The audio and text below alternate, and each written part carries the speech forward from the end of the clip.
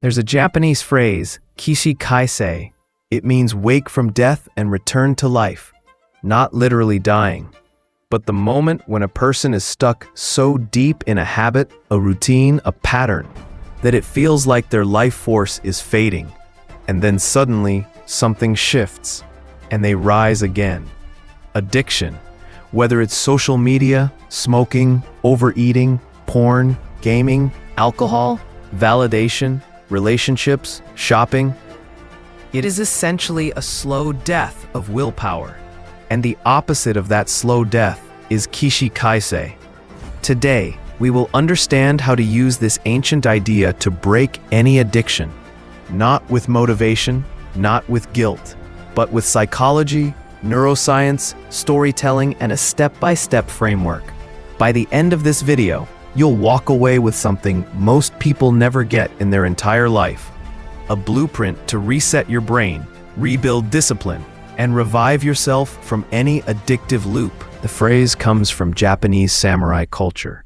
Warriors believed that life gives everyone a death moment. Not physical death, but a psychological collapse. Samurai were trained not to avoid that collapse, but to rise from it in a way that rewrites their identity. They believed death is inevitable. Rebirth is a choice. Kishi Kaisei literally means you fall, you lose, you break, you collapse. Your spirit feels dead, but then you rise again stronger, aware, conscious. This is how addictions end. Not with a New Year resolution, not with fear, not with shame, but with rebirth. And that rebirth has 4 elements: awareness, interruption, replacement, reinvention. Let's break them down. You cannot fight what you cannot see. Most addictions happen in autopilot. You don't think, you just react. Example, you're bored. Your hand goes to your pocket. Your phone unlocks. Your thumb scrolls. Before your brain even knows what's happening. Breaking addiction starts with interrupting unconscious action. Do this exercise. The last 10 addictions log. For 24 hours, note the last 10 times you did the addictive thing. Each time, write, what time was it? What were you feeling? What happened just before? What did you hope to feel? Did it help? For how long? In one day, you'll see a pattern. Your brain has a schedule for escaping. This awareness alone reduces addictive behavior by 20 to 30%, proven in addiction psychology research.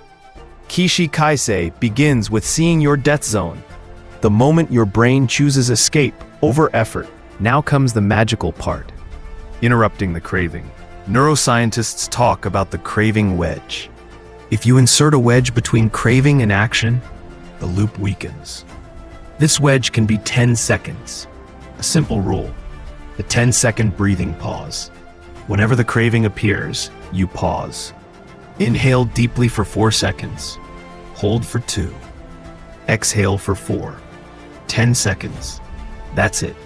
Your craving drops by 30 to 70% because you've interrupted the automatic loop. In Japanese philosophy, this is called ma, a meaningful pause. A small space that changes everything. Kishi Kaisei teaches, your rebirth starts in the pause. During this pause, ask yourself one question. Is this action an escape or a choice? Even asking this question rewires your prefrontal cortex, the decision-making part of your brain, and strengthens your long-term control. You cannot remove an addiction. The brain hates empty space. It will always fill it with something else. So we replace the addiction with a less destructive, then a neutral, then a constructive activity. This is the ladder method. The ladder method level 1. Replace with a less harmful version. Level 2. Replace with a neutral activity. Level 3. Replace with a productive ritual. Example, phone addiction. L1. Replace Instagram with long-form YouTube, less toxic dopamine. L2. Replace long-form YouTube with audiobook for podcasts. L3. Replace podcasts with real reading or deep work. Example, smoking. L1. replace with nicotine gum. L2, replace gum with chewing fennel seeds or sunflower seeds. L3, replace with breathing exercises. Example, porn. L1, replace with emotional content, romance stories, audiobooks. L2, replace with fitness plus cold showers. L3, replace with purpose-driven routines. This is how your brain transitions from destructive patterns. Addiction ends when identity changes. A person trying to quit smoking says, "I am trying to quit." A person who has quit says, "I don't smoke." Identity is not about truth. Identity is about repetition. Here's the trick. Write your identity sentence. Examples.